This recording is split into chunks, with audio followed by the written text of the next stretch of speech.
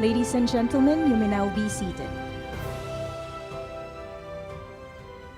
Your Excellency, distinguished guests, ladies and gentlemen, please direct your attention to the screens for a short video presentation in tribute to this year's Bagong Bayani Awardees.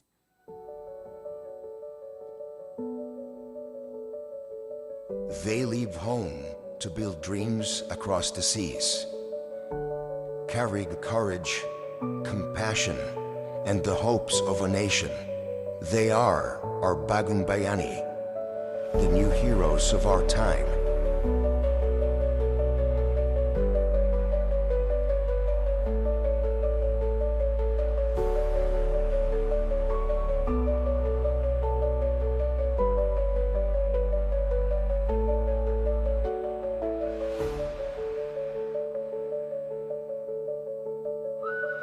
Since 1989, the Bagong Bayani Foundation Incorporated has honored over 1,700 overseas Filipino workers, ordinary people with extraordinary hearts.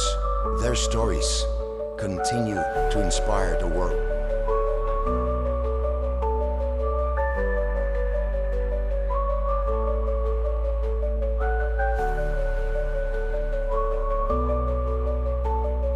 That the world will never be the same again without Filipinos.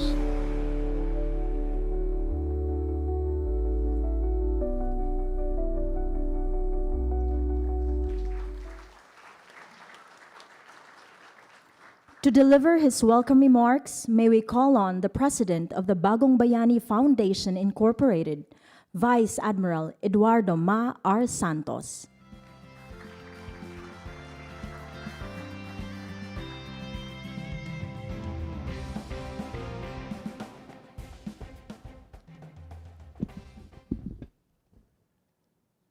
His Excellency, the President of the Republic of the Philippines, President Ferdinand R. Marcos Jr., our First Lady, Madame Luis Araneta Marcos, the Honorable Secretary, Bienvenido E. Laguesma of the Department of Labor and Employment, the Honorable Hans Leo J. Capt, Secretary of the Department of Migrant Workers, and the Honorary Chairperson of the Bagong Bayani Foundation, Inc., our Honorary Trustees, the Administrator of the Overseas Workers Welfare Administration, Patricia Yvonne Kaunan, Undersecretary Felicitas Q. Bay, the members of the Bagong Bayani Foundation, Incorporated, Board of Trustees, our awardees, distinguished guests, esteemed partners in government and civil society, and most especially, our beloved overseas Filipino workers, good morning. It is with deep honor and gratitude that I welcome you to this distinguished gathering, an occasion not merely of celebration, but of solemn tribute to our modern-day heroes, the overseas Filipino workers. This morning, under the theme, Ang Bagong Bayani, Inspirasyon at Pag-asa ng Pilipinas, we cast a well-deserved spotlight on the courage, sacrifice, and unwavering spirit of every Filipino who has crossed seas and continents in pursuit of a brighter future, not only for themselves and their families, but also for our beloved country. In the presence of our national leaders and policymakers, we are reminded that the true measure of a nation's greatness lies not only in its institutions, but of our OFWs. And in the quiet resilience of our OFWs, we find the very soul of Filipino heroism, steadfast, selfless, and enduring. Allow me to recall the words of our President Ferdinand R. Marcos Jr., and I quote, "The Filipino worker is one of our greatest exports, not because we wish to lose them, but because the world recognizes their skill, discipline, and dedication, unquote. Indeed, our OFWs are not merely workers abroad. They are living testaments to Filipino excellence, admired across borders for their integrity, their compassion, and their strength. To our OFWs, you are far more than just contributors to our economy. You are our cultural ambassadors, community builders, and the living embodiment of Filipino pride. To our honored leaders present this morning, we extend our appreciation for your commitment to safeguarding the rights and welfare of our migrant workers.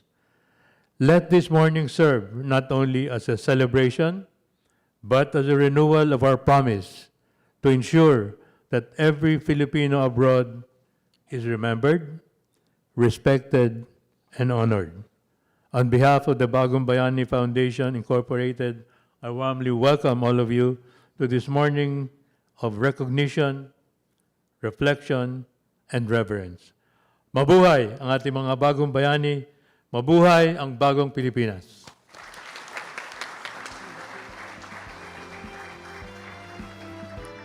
Thank you, Vice Admiral Santos.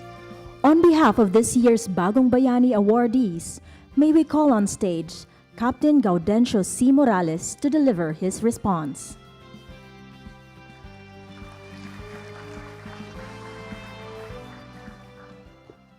His Excellency President Ferdinand R. Marcos Jr., distinguished guests, and the Bagong Bayani Foundation, Inc., thank you for this profound honor.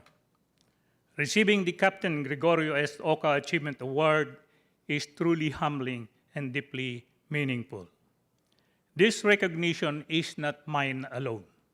It is shared with every Filipino seafarer who continues to persevere, who silently battles homesickness, who work tirelessly for their families, who face the waves again and again, driven by duty and love, and returns home with a heart set on building a better future. Reintegration is not the end of a seafarer's journey. It is a new beginning. Programs that support our return home are not just about livelihood. They are about dignity, empowerment, and the transformation of lives. When we are given tools to thrive again on our own shores, we become builders, not just of our families' futures, but of our nations. To BBFI, thank you for shining a light on stories like ours. To my fellow seafarers, may this award remind you that your seafaring journey really matters, and your return home can be just as valuable as your departure. Maraming salamat po, and mabuhay ang Bagong Bayani Foundation, Inc. Thank you, Captain Morales. And now, to introduce our guest of honor, may we call on the Department of Migrant Workers Secretary, Hans Leo J. Capt.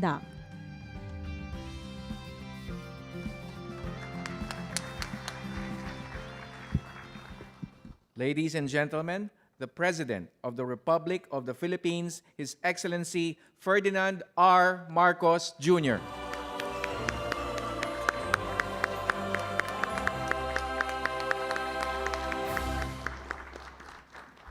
Thank you, Migrant Workers Secretary Hans Leo Capt. For your introduction. Please be seated. Labor and Employment Secretary Benny Laguesma, the OWA Administrator P.Y. Kaunan, ang Bagong Bayani Foundation Incorporated President Vice Admiral Eduardo Santos, of course, our First Lady Luis Araneta Marcos, who has recently been traveling to Europe to assist with on the OWA with some of the activities that. So she has become our ambassador now for migrant workers. You- it's your new designation. Di ba magka-cabinet shake-up tayo sa kasama ka na dun sa... Awardees of Bagong Bayani Awards 2025 and their families, my congratulations to you. The DMW and BBFI officials, our key partners in development, and our stakeholders as beneficiaries of that development, fellow workers in government, distinguished guests, ladies and gentlemen, magandang umaga sa inyong lahat. Ngayong araw, magbibigay pugay tayo sa ating mga bagong bayani. Kinikilala ng Bagong Bayani Awards ang kakayahan, karangalan at kabutihan loob ng mga Pilipino na sa kabilang ng pang-iibang bansa ay nagagawang maipakita ang tunay na pagka-Pilipino. Naitaguyod ninyo ang ating mga pamilya at komunidad ng walang pag-aalinlangan. Ito ang diwang nais makamit ng aking ama, ang dating Pangulong Ferdinand E. Marcos Sr., nang itatag niya ang Bagong Bayani Award sa pamamagitan ng Letter of Instruction number 1320 noong 1983. So, papunta ngayon tayo sa today. And we still see the immense value that migrant workers have brought to their families and to our country. I am proud of the achievements that you have made. Binabati ko ang lahat ng mga Bagong Bayani Awardees ngayong taon. Kayo ang pinakamagandang larawan ng kasipagan at galing ng Pilipino. Tuwing may kausap akong taga-ibang bansa, parating sinasabi sa akin ang husay ng mga Pilipino na nandun sa amin. Kaya maraming salamat sa inyong lahat sa pagbibigay karangalan sa ating bansa. Dahil alam naman po natin, hindi biro ang manirahan sa ibang bansa, makisama sa ibang lahi at mawalay sa pamilya. Ngunit patuloy pa rin ang inyong mga sakripisyo para sa inyong mga minamahal sa buhay. Kaya bilang suporta, asahan ninyo na nandito lang ang inyong pamahalaan. Through the Department of Migrant Workers, we shall continue to elevate protection, streamline services, and ensure that every OFW is treated as the hero that they are. Sa ngayon, ginagawa na natin digital ang ilang proseso ng pagtatrabaho sa ibang bansa tulad ng OFW Travel Pass sa eGov.ph app at ang Online Employment Contract Verification System. Ang Overseas Welfare Administration naman ay nakakapag-issue na ng mahigit kumulang 300,000 electronic card na magbibigay sa mga migrant workers ng mas madaling access sa mga serbisyo ng ating gobyerno. Pinahalagan din natin ang inyong kalusugan sa pamamagitan ng OFW Hospital, ang OWA Butika, at pinalakas na ng mga programang medikal para sa ating mga OFW. Sa Action Fund, ang mga OFW na nasa kagipitan ay may maasahang tulong na legal, medical, pinansyal at iba pa mula sa DMW, Migrant Workers Offices at Regional Offices.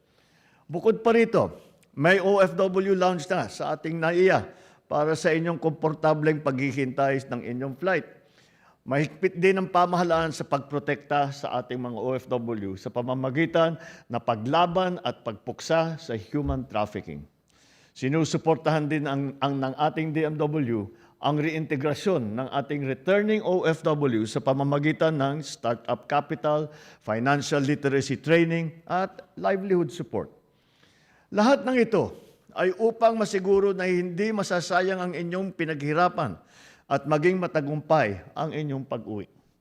Kaya naman po, sa inyong pag-alis at sa inyong pagbalik, tandaan po ninyo na hindi kailanman kayo nag-iisa. Gagawin namin ang aming makakaya upang maprotektahan at masuportahan ang bawat bagong bayani. Mga minamahal kong OFW, kayo po ay ang nagsisilbing lakas at liwanag ng ating bagong Pilipinas. Muli, congratulations sa inyong lahat, sa lahat ng ating mga awardee. Ipagpatuloy po natin ang laban para sa mas magandang kinabukasan para sa ating mga kapwa at sa ating mga kababayan at lahat, kung dito man sa Pilipinas o sa ibang bansa. Mabuhay ang ating mga bagong bayani. Mabuhay tayong lahat. Magandang umaga po sa inyong lahat. Thank you, Mr. President. Mr. President, please remain on stage as we invite Secretary Capt, Undersecretary Bay, Administrator Kaunan, and Vice Admiral Santos for the presentation of testimonial plaque.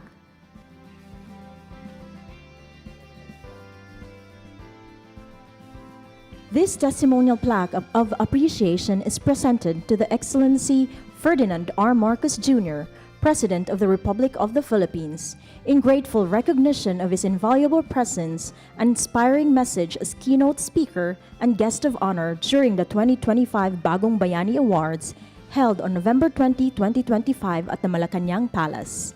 With deep appreciation and respect, we honor his leadership and dedication to uplifting the lives of every Filipino, both here and abroad.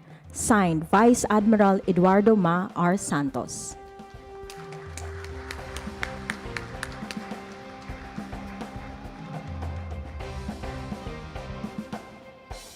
At this point, may we invite on stage First Lady Luis Araneta Marcos to join for the photo opportunity.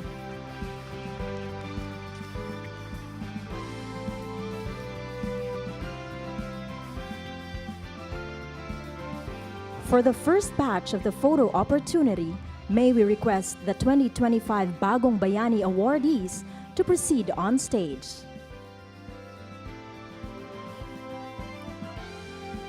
Bagong Bayani Foundation, Inc., please stand by.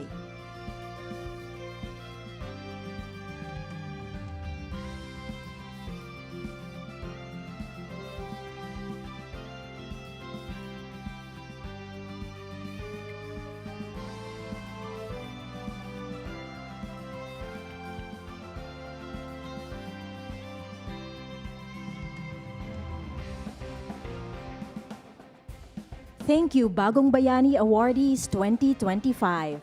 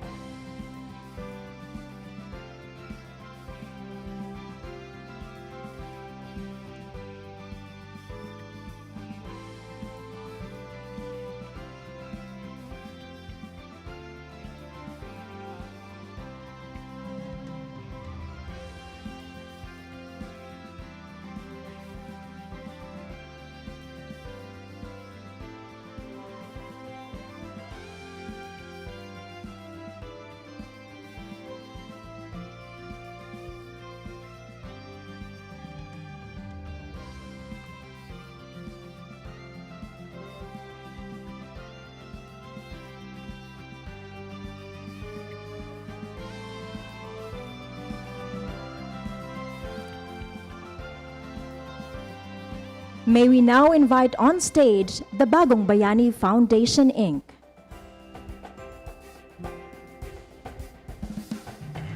Department of Migrant Workers, senior officials and secretariat, OWA and DOLE, please stand by.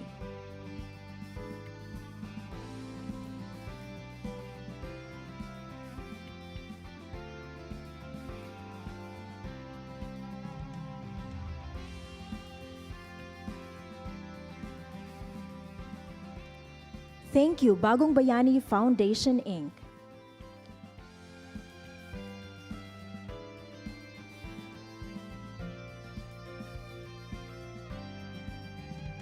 Thank you, Bagong Bayani Foundation, Inc. For the final batch of photo opportunity, may we call on the senior officials and secretariat of DMW, OWA, and DOLE.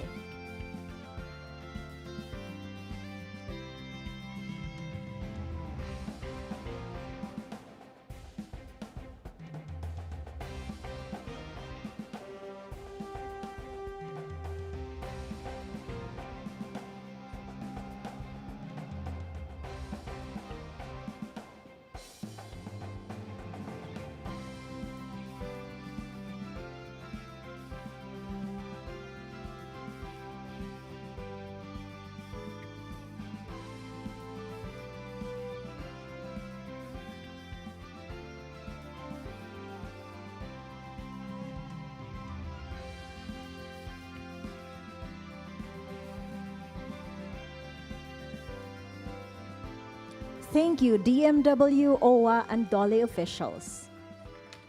Thank you, Mr. President, First Lady, Secretary Capt, Undersecretary Bay, Administrator Kaunan, and Vice Admiral Santos. Your Excellency, distinguished guests, ladies and gentlemen, that concludes our program. Thank you for joining us in honoring this year's Bagong Bayani Awardees. We hope that through this undertaking, we have encouraged more OFWs to pursue excellence and exemplify the noble spirit of modern Filipino hero. Mabuhay ang overseas Filipino workers. Mabuhay ang bagong bayani ng ating bagong Pilipinas.